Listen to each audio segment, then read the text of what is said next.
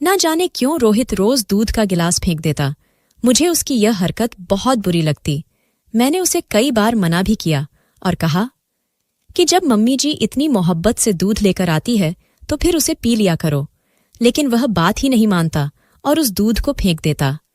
लेकिन आज मैंने सोच लिया था कि उसे दूध फेंकने नहीं दूंगी, बल्कि मैंने उससे दूध लेकर साइड पर रख दिया।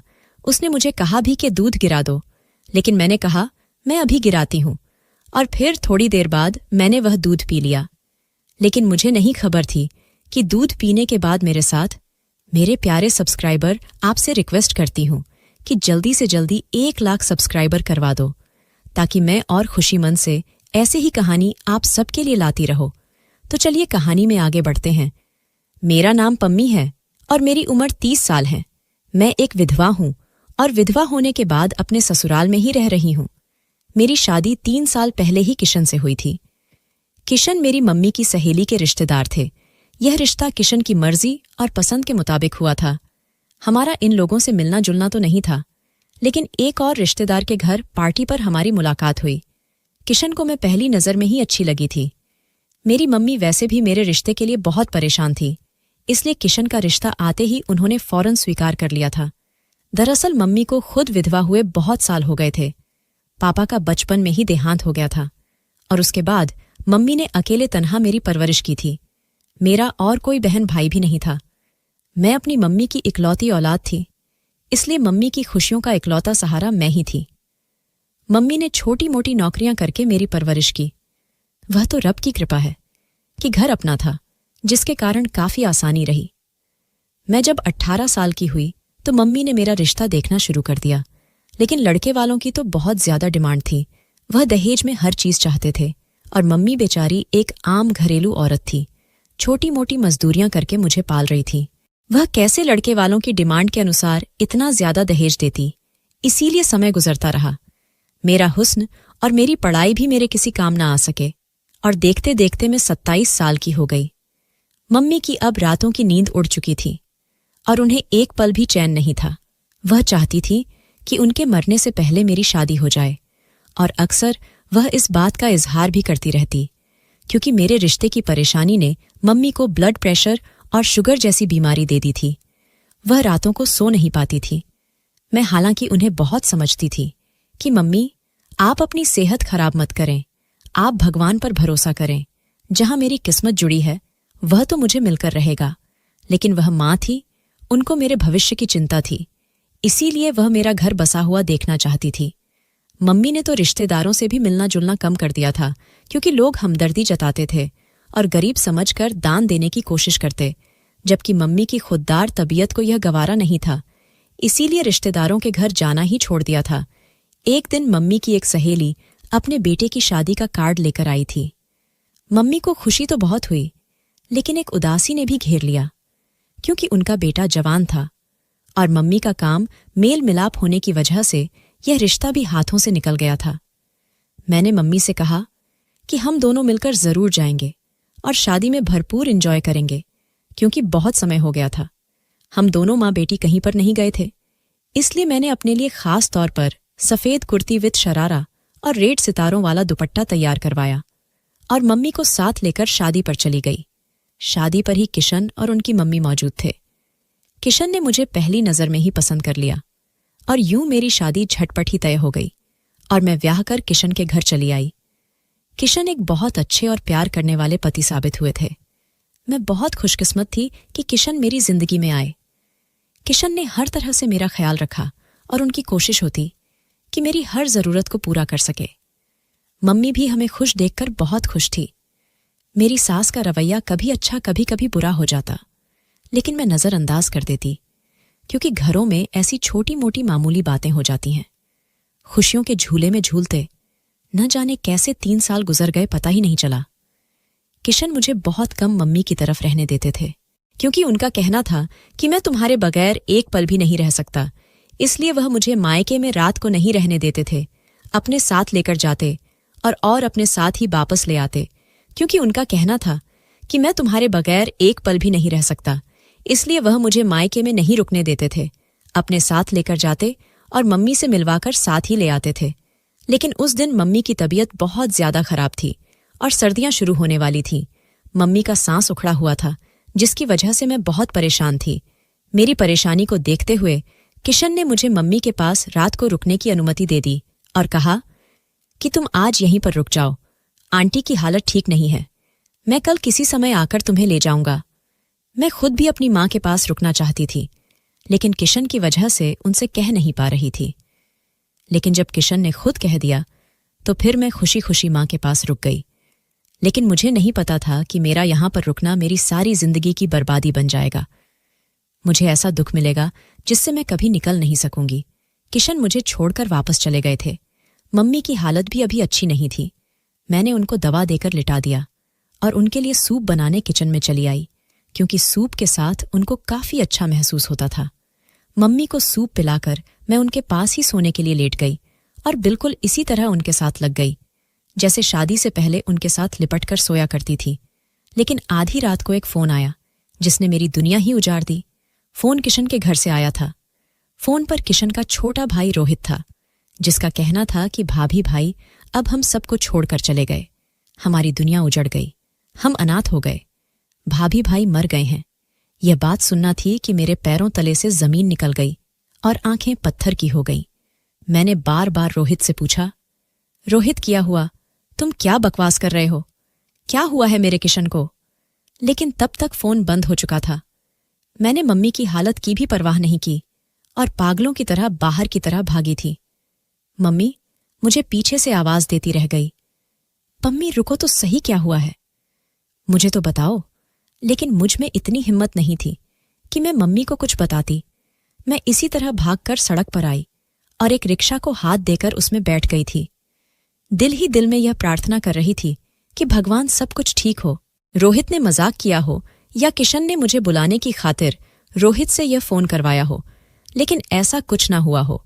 मैं बार बार यही दुआ मांग रही थी, लेकिन मेरी सारी दुआएं रद्द हो गई थीं।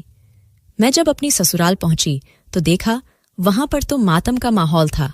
लोगों की भीड़ थी और हर आंख से आंसू गिर रहे थे। हर कोई रो रहा था। सामने मेरा किशन बेजान शरीर के साथ लेटा हुआ था।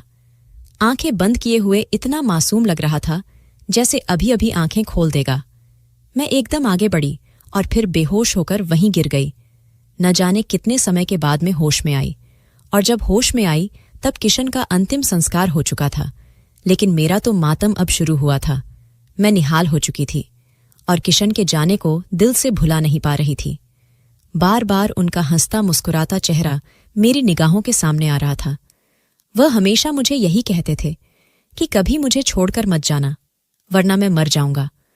और शादी के बाद यह पहली रात थी जब मैं उनसे अलग थी, और उसी रात किशन इस दुनिया से चले गए थे। मुझे तो अभी तक यही नहीं पता था कि किशन को हुआ क्या है। मैं अपने कमरे में बैठी हुई थी, किशन को याद करके रो रही थी। 3 दिन गुजर चुके थे, तो मैंने अपनी सास से पूछा, आखिर किशन को हुआ क्या था? तो मेरी सास कहने लगी, पता नहीं, मैं तो अपने कमरे में आराम कर रही थी। अचानक एकदम शोर हुआ था। मैं बाहर आई तो देखा रोहित चिल्ला रहा था और चीख रहा था। मैं दिल पर हाथ रखे आगे बढ़ी तो देखा किशन नीचे फर्श पर गिरा हुआ था।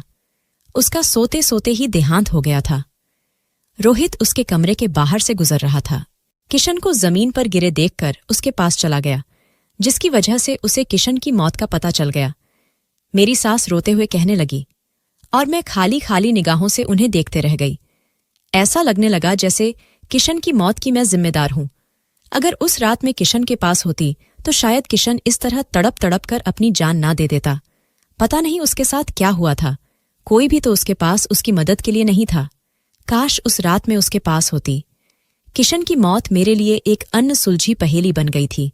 अच्छा, भला जवान खूबसूरत और सेहतमंद किशन कैसे एकदम मौत की नींद सो सकता था? मेरे दिल को किसी भी तरह चैन नहीं आ रहा था। मेरा तो कोई सहारा भी नहीं था। किशन की कोई निशानी नहीं थी जिसके साथ लगकर मेरा दिल बहल जाता। किशन को गए 3 महीने हो गए थे। मैं वापस अपनी माँ के घर जाना चाहती थी, लेकिन मेरी सास ने मुझे आने नहीं दिया। वह यही कहने लगी कि तुम मेरे पास किशन की निशानी हो, तुम में से मुझे किशन की खुशबू आती है, मैं तुम्हें वापस नहीं जाने दूंगी। इसलिए मैं उनके पास ही रह गई।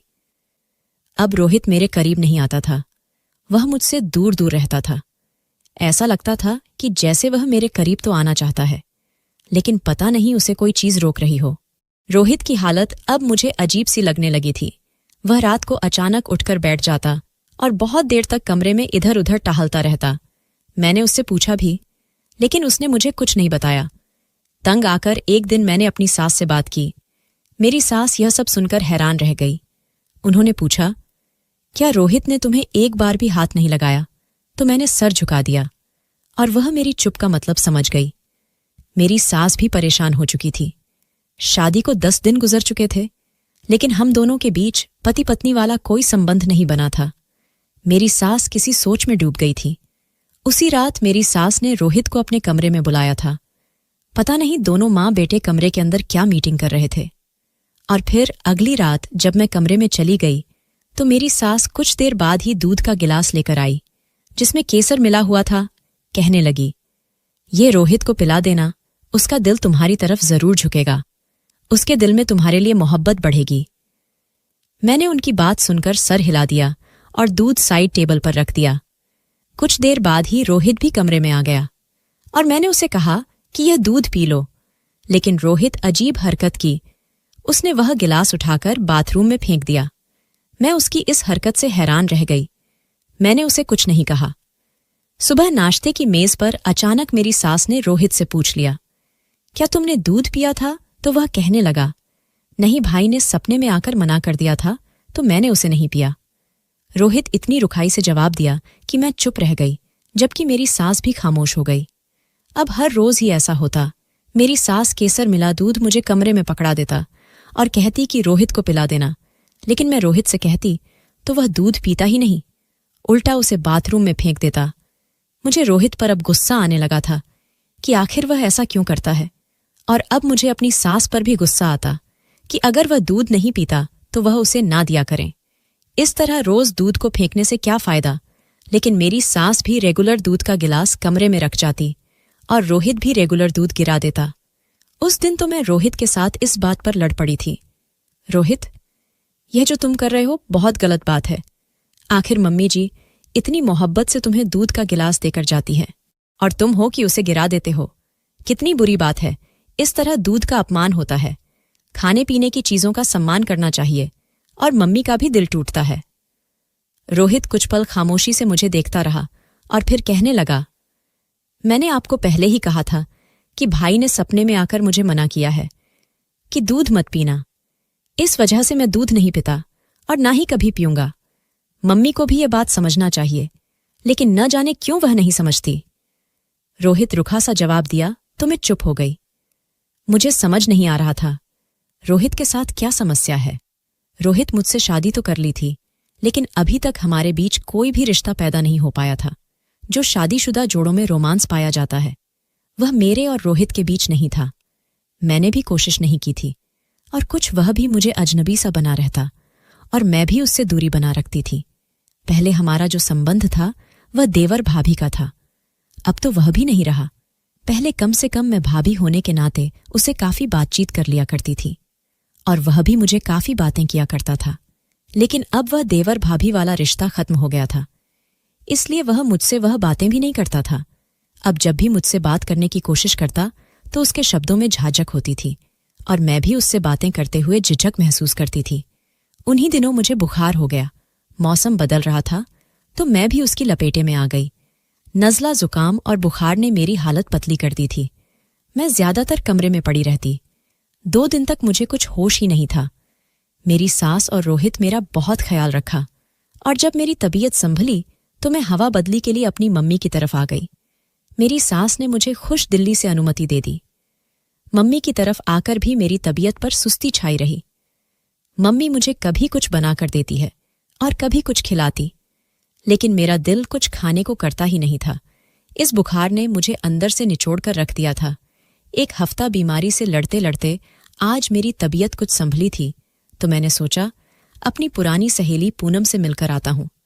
मम्मी से जब मैं पूनम के बारे में पूछा तो वह कहने लगी, कल उसकी माँ मुझे मिली थी, वह भी इधर आई हुई है, तुम जाकर मिलाओ, अच्छा है, तुम्हारा दिल बहल जाएगा। मैं पूनम की तरफ चली आई। पूनम मुझे सामने ही मिल गई। वह मुझे देखकर बहुत खुश हुई। मैं भी तुम्हारे बारे में ही सोच रही थी और तुमसे मिलने के लिए आज आने का इरादा था। चलो, अच्छा हुआ तुम आ गई। कितने दिन हो गए थे हमें मिले हुए? पूनम ने मुझे देखकर मेरा बहुत ही अच्छे से स्वागत किया था। हाँ, मेरा भी बहुत दिल चाह रहा था कि मैं तुमसे मिलूं, लेकिन तबीयत इतनी खराब थी कि आज ही उठी हूं तो फौरन चली आई। और फिर पूनम के साथ इधर उधर की बातें करने के दौरान समय गुजरने का एहसास ही नहीं हुआ। अचानक पूनम ने मुझे बातों बातों में रोहित के बारे में पूछ लिया। तुम्हारा देवर, मेरा मतलब है तुम्हारा पति तुम्हारे साथ ठीक तो है ना? पूनम ने पूछा तो मैंने गहरी सांस भरकर कहा, वह ठीक है। बस मेरे दिल से अभी किशन की याद नहीं जाती। मैं कोशिश तो करती हूं कि रोहित के साथ सच्चे दिल से अपने रिश्ते की शुरुआत करूं और उसके साथ शादीशुदा जिंदगी की शुरुआत करूं, उसे पत्नी होने का सारा हक और प्यार दूं। लेकिन क्या करूं, घर भी एक है और उस घर में पहले किशन की पत्नी बनकर गई थी और अब रोहित की पत्नी बनकर रह रही हूं, तो मेरे लिए यह बहुत मुश्किल है, इतनी जल्दी पुरानी यादों से पीछा छुड़ाना। मैंने कहा तो पूनम ने सर हिला दिया और मेरे हाथ पर हाथ रखकर कहने लगी, बस तुम हिम्मत मत हारना। कोशिश करो कि किशन भाई की यादों को दिल से निकालकर रोहित को खुले दिल से अपना लो, फिर देखना जिंदगी कितनी खूबसूरत हो जाएगी। मैंने भी पूनम की बात पर सर हिला दिया और फिर उससे मिलकर वापस घर आ गई। घर आते ही मैं कह दिया कि कल मैं अपने घर वापस चली जाऊंगी। बहुत दिन हो गए हैं। मेरी सास और रोहित ना जाने किस तरह गुजारा कर रहे होंगे। मेरी बात सुनकर मम्मी कहने लगी, हाँ, मैं भी तुम्हें यही कहने वाली थी कि तुम्हें काफी दिन हो गए हैं। तुम 2-4 दिन के लिए चली जाओ, फिर बाद में चाहे तो आ जाना। मैंने कहा, ठीक है। मैंने उठकर कमरे में आ गई और अपने कपड़े बैग में रखने लगी।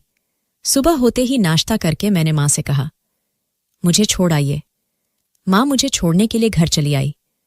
मेरी सास मुझे देखकर बहुत खुश हुई और कहने लगी, मैं रात को तुम्हें बहुत याद कर रही थी और कह रही थी, इतने दिन हो गए हैं मेरी बेटी, घर वापस नहीं आई। मैं सोच रही थी कि आज जाकर तुम्हें ले आऊं। अच्छा हुआ तुम खुद ही आ गई। मेरी सास ने बहुत मोहब्बत से कहा तो मैं भी उनके गले लग गई। शाम को रोहित आया तो उसने मुझे देखा तो एकदम से ठिठक कर रुक गया, जैसे कुछ कहते कहते रुक गया हो। फिर वह कमरे में चला गया। मुझे थोड़ी सी मायूसी हुई। मुझे लगा कि रोहित मेरे इतने दिनों की गैर मौजूदगी को महसूस करेगा और मुझे एक बार बताया जरूर कि उसने मुझे मिस किया था।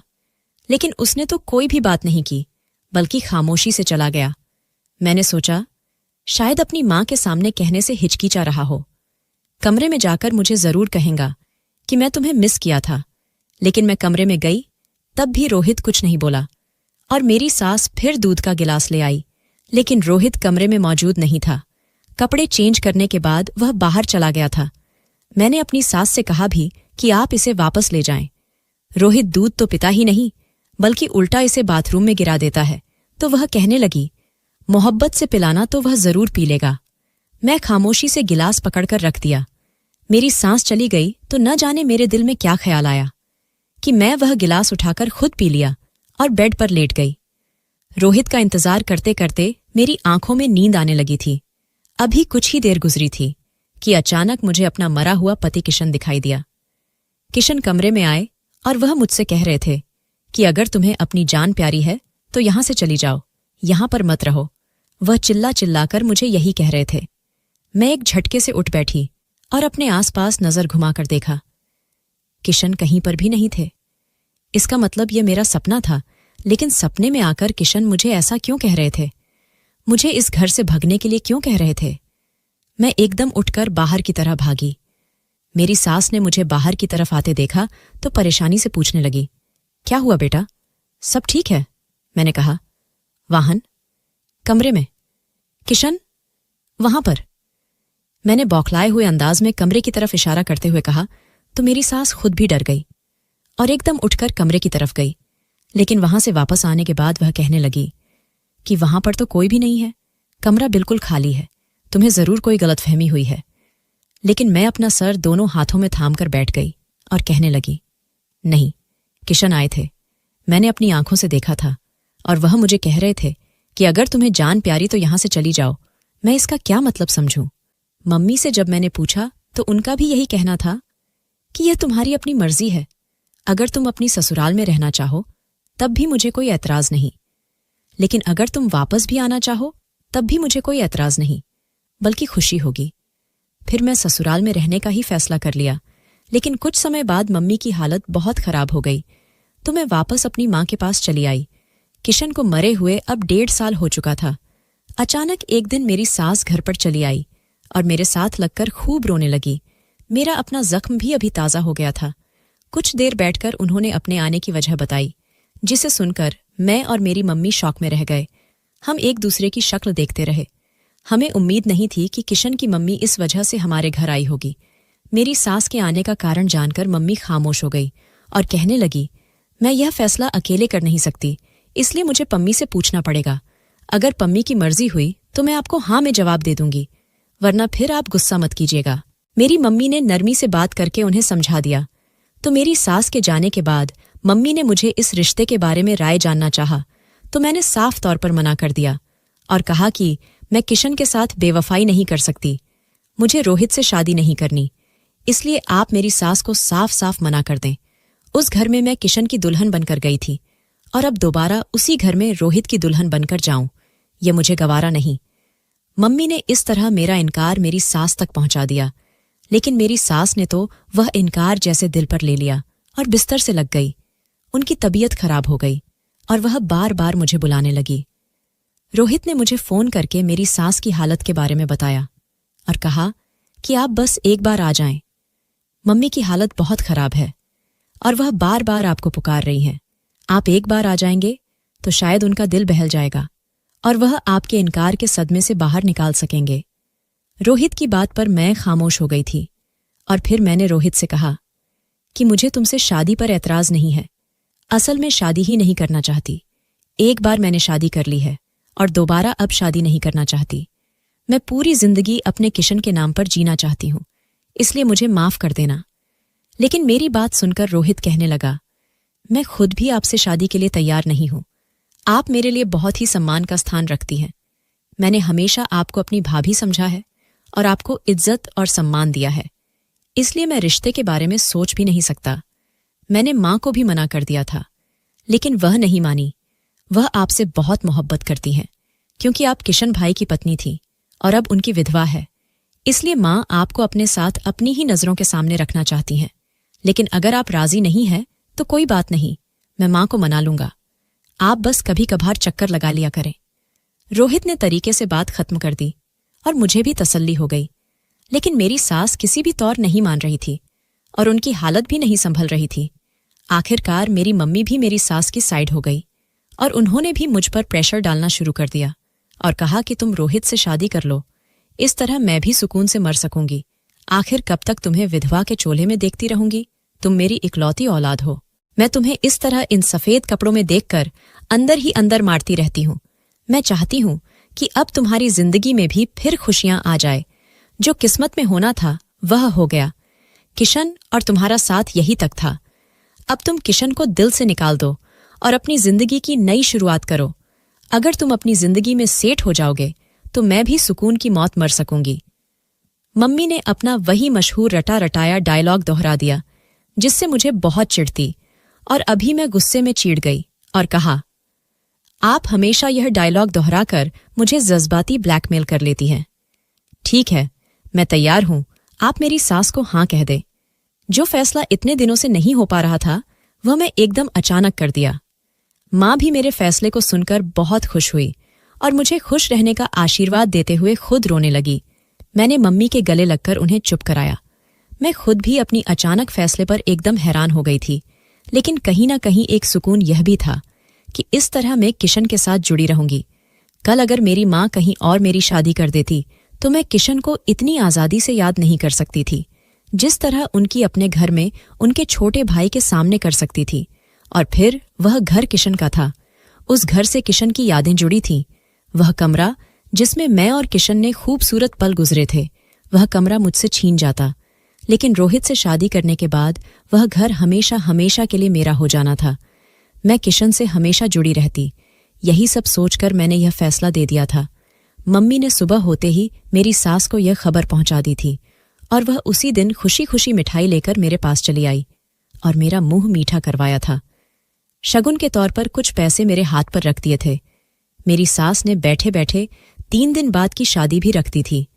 मैं इतनी जल्दी तैयार नहीं थी, लेकिन मेरी सास कहने लगी, नेक काम में देर नहीं करनी चाहिए, और मैं नहीं चाहती कि मेरी बेटी अब और मुझसे ज्यादा दूर रहे। अपनी सास की इतनी मोहब्बत पर मैं निढाल हो गई और मैंने उनकी रजामंदी के आगे सर झुका दिया। शादी का दिन फाइनल हो गया था, इसलिए मेरी सास ने तैयारियां शुरू कर दी थीं, जबकि मैंने अपनी मां को साफ मना कर दिया था कि वह किसी भी तरह की कोई तैयारी ना करे, क्योंकि मेरे पास सब कुछ था और अब मेरी कौन सी पहली शादी थी। लेकिन मम्मी ने अपने तौर पर मेरे लिए फिर भी कुछ चीज खरीदी। शादी का दिन भी आ गया था।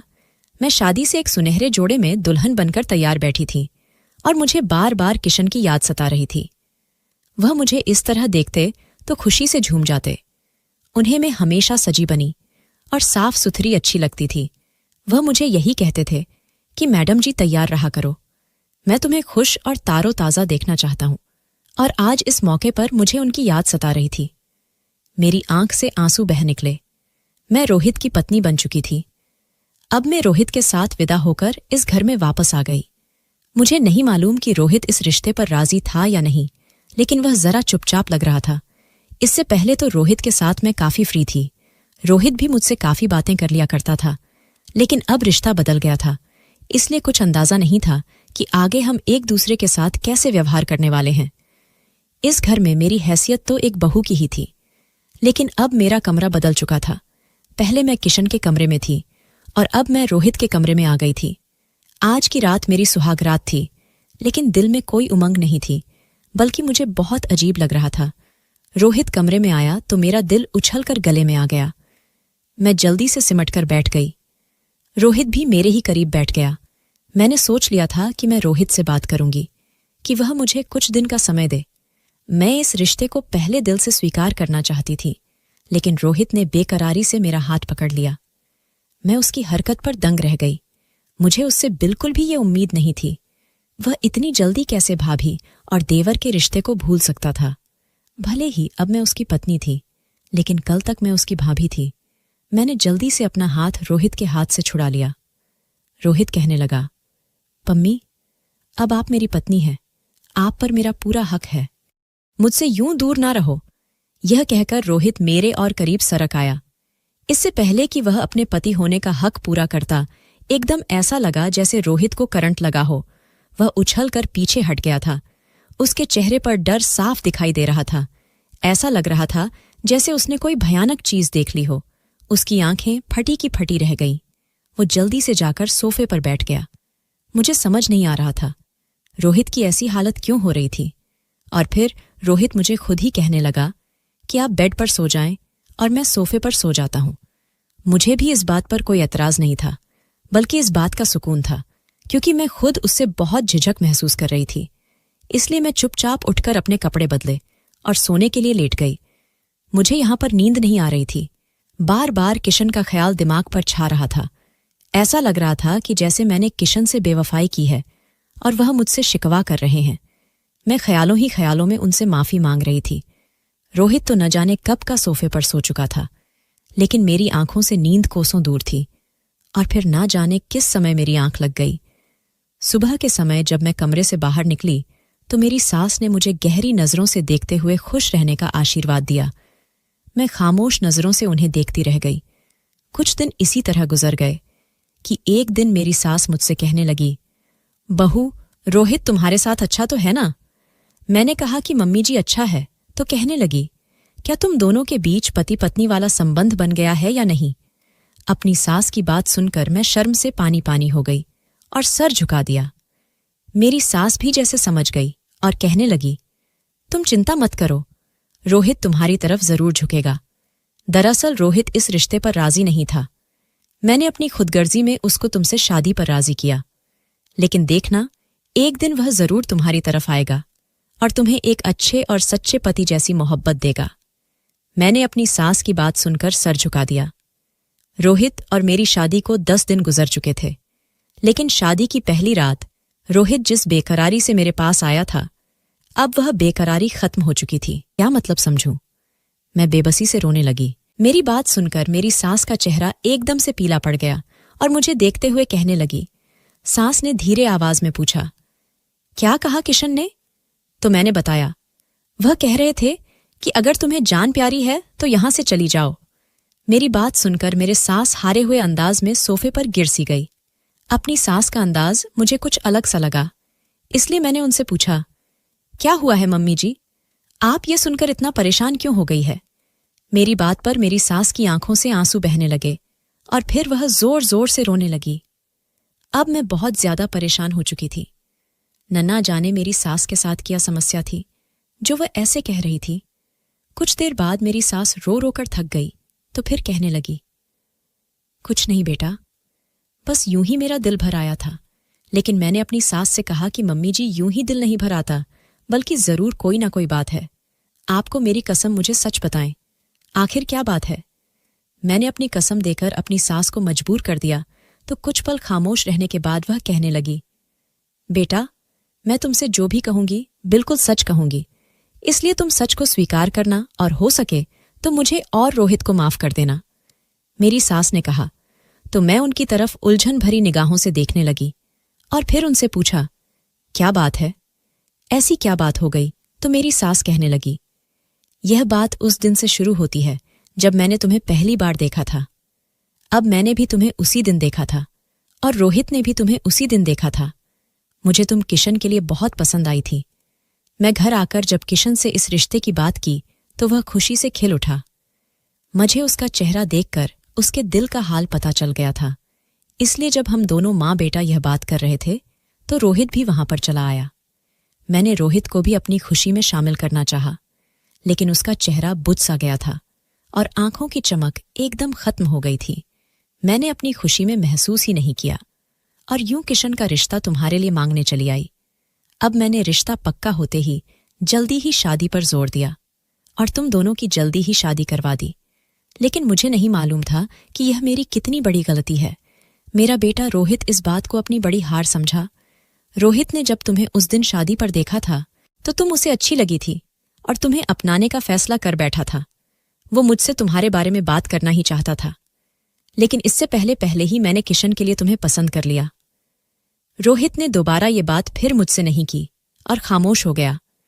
उसने दिल के दिल में ही अपनी मोहब्बत दबा ली थी। उसका ख्याल था कि शायद समय गुजरने के साथ साथ यह बात खुद ब खुद खत्म हो जाएगी। लेकिन जब तुम शादी करके हमारे घर आ गई तो हर समय उसकी निगाहों के सामने रहने लगी।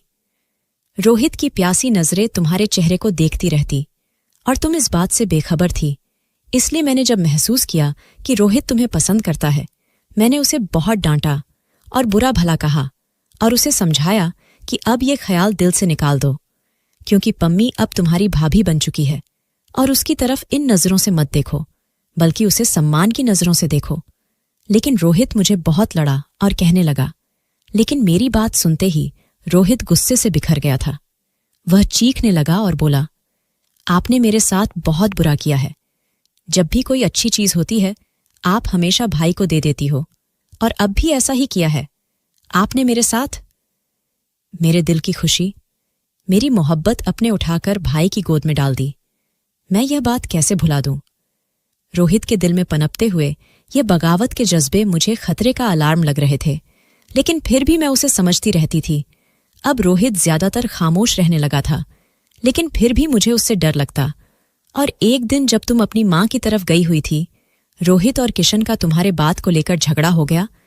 किशन ने अपने भाई पर जिंदगी में पहली बार हाथ उठाया था, क्योंकि रोहित ने तुम्हारे बारे में कुछ गलत बातें बोली थी। लेकिन किशन ने जब रोहित पर हाथ उठाया तो रोहित बदले की आग में अंधा हो गया और उसने बिल्कुल भी ना देखा कि उसके सामने उसका बड़ा भाई खड़ा है। उसने गला दबाकर अपने भाई को मार दिया। मैं उन दोनों को रोकते रही, लेकिन किसी ने मेरी ना सुनी। किशन रोहित से अपने आप को बचाने की कोशिश कर रहा था। मैं भी पूरी ताकत से रोहित को खींच रही थी, लेकिन पता नहीं रोहित में इतनी ताकत कहाँ से आ गई थी। उसने मुझे धक्का दे दिया और एक भाई के हाथों दूसरे भाई का कत्ल हो गया। मैं एक बेटा खो चुकी थी और दूसरा बेटा खोना नहीं चाहती थी, इसलिए सबसे यही कहा कि किशन की मौत सोते हुए हो गई थी। शायद उसको हार्ट अटैक आया था। अगर लोगों को सच्चाई पता चल जाती कि भाई ने भाई को मार दिया है तो मेरा एक बेटा तो वैसे ही मर गया था, दूसरा भी जेल की सलाखों के पीछे होता। मैं बूढ़ी माँ किसके सहारे रहती? किशन के मरने के बाद रोहित ने मुझे कहा कि जाकर भाभी के लिए रिश्ता मांगो, मुझे उनसे शादी करनी है। मैं खामोश निगाहों से उसे ताकती रह गई, जिसे अब भी इस बात का एहसास नहीं था कि उसने अपने भाई को मार दिया है। मैं तुम्हारे घर जाकर तुम्हारा रिश्ता ले आई और फिर तुम दोनों की शादी करवा दी। लेकिन शादी की पहली ही रात रोहित जैसे ही तुम्हारे करीब गया था, उसे अपने मरे हुए भाई की शक्ल दिखाई दी थी। किशन उसे अपनी आंखों के सामने साफ दिखाई दे रहा था और तभी तो डर कर रोहित तुम्हारे पास दोबारा नहीं गया था। जब भी वह तुम्हारे पास जाने की कोशिश करता तो उसे किशन की शक्ल दिखाई देने लगती थी और वह डर जाता था। जब मुझे पता चला कि तुम्हारे बीच अभी तक शादीशुदा संबंध नहीं बना है तो मैं रोहित से बात की थी। रोहित ने मुझे सब बता दिया था कि मुझे भाई का चेहरा दिखाई देता है जैसे ही मैं पम्मी के करीब जाने की कोशिश करता हूं।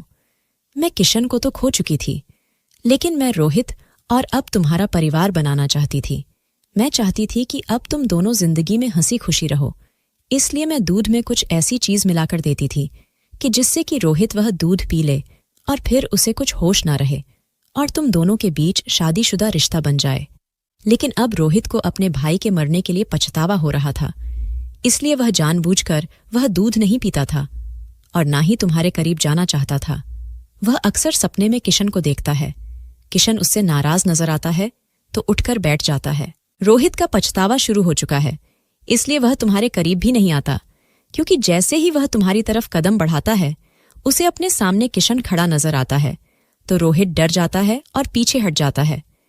रोहित अब पछता रहा है और बार बार कभी किशन से और कभी मुझसे माफी मांगता है, लेकिन मैं उसे कैसे माफ कर देती जिसने मेरे बेटे को मुझसे छीन लिया।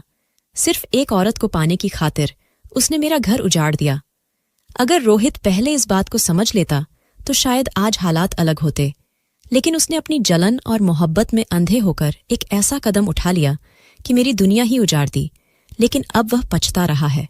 मैंने उसे समझाने की कोशिश की कि जैसे भी हो अब तुम पम्मी के साथ निभाने की कोशिश करो और उसे इज्जत और मोहब्बत दो। वह तुम्हारी पत्नी है, लेकिन वह कहता है कि मेरे बस में नहीं है। मैं जैसे ही पम्मी के करीब होने की कोशिश करता हूं, किशन मेरे सामने आकर खड़ा हो जाता है और फिर मैं उससे दूर हो जाता हूं। मैं तुम्हें यह सब नहीं बताना चाहती थी, लेकिन आज इस तरह तुमने किशन के बारे में कहा तो मैं तुम्हें यह सब बताने पर मजबूर हो गई, क्योंकि तुम्हें यह सब बातें जानने का पूरा हक है। लेकिन मेरी बेटी, मुझे माफ कर देना। मैं एक मजबूर और बेबस माँ थी। मैं अपने एक बेटे के बाद दूसरा बेटा खोना नहीं चाहती थी, इसलिए मैंने तुमसे और सब लोगों से यह झूठ बोला, इसलिए मुझे माफ कर देना। मेरी सास ने मेरे आगे हाथ जोड़ते हुए कहा, लेकिन मैं तो जैसे वहां थी ही नहीं। यह क्या पहाड़ तोड़ डाला था। मेरी सास ने मेरे ऊपर, मेरे कंधे इस बोझ को उठाने से इनकार कर रहे थे। इतने बड़े सच ने मुझे दिलाकर रख दिया था और मुझे कुछ समझ नहीं आ रहा था कि मैं क्या करूं। मैं चुपचाप उठकर अपने कमरे में आ गई और लेट गई। अतीत की सारी फिल्म मेरे दिमाग में चल रही थी। शादी के बाद जितना हिस्सा मैंने गुजरा, मुझे एक एक करके वह सारे पल याद आ रहे थे। मुझे इस बात पर यकीन ही नहीं आ रहा था कि रोहित मेरे साथ यह सब कुछ कर सकता है। मैं एकदम उठकर बैग में कपड़े डालने लगी और वापस अपनी माँ की तरफ आ गई। मेरी सास मुझे रोकती रह गई, लेकिन मैं नहीं रुकी, बल्कि मैंने इरादा कर लिया था कि मैं यहाँ वापस कभी नहीं आऊंगी, ना ही इन लोगों से कोई संबंध रखूंगी। रोहित को भी खबर हो गई थी कि मैं उसके बारे में सब कुछ जान गई हूँ। उसने मुझसे माफी मांगने की बहुत कोशिश की, लेकिन मैंने अपना दिल पत्थर कर लिया और कान उसकी तरफ से बंद कर लिए। मेरी माँ जो मुझे इस हाल में देखी तो वह बार बार पूछती, लेकिन मैं अभी तक अपनी माँ को इस बारे में कुछ नहीं बताया था, क्योंकि मैं नहीं चाहती थी कि जिस तरह मैं इस दुख से गुजर रही थी तो वही दुख अपनी माँ को दे दूंगी। रोहित बार बार मुझसे माफी मांगने की कोशिश कर रहा था, लेकिन मुझे उससे कोई संबंध नहीं रखना था। मैंने अपनी सास को भी साफ साफ मना कर दिया था कि मुझे किसी भी तरह का कोई संबंध न रखें। मम्मी के घर आए हुए मुझे 2 साल गुजर चुके थे। मम्मी को इस मामले की खबर नहीं थी कि आखिर हो क्या गया था, और ना ही मैंने उनको बताया था मेरा अभी वापस जाने का इरादा नहीं है। मैं अपनी बाकी की जिंदगी अपनी माँ के साथ ही गुजारना चाहती हूँ। मैं रोज किशन से माफी मांग कर सोती हूँ और कहती हूँ, मुझे खबर नहीं थी कि वह आपका मैं तो उसे आपका भाई समझा था, लेकिन वही आपका कातिल निकला। ये बात सुनकर किशन मुस्कुरा देते हैं और मुझे भी तसल्ली हो जाती है कि उन्होंने मुझे माफ कर दिया है।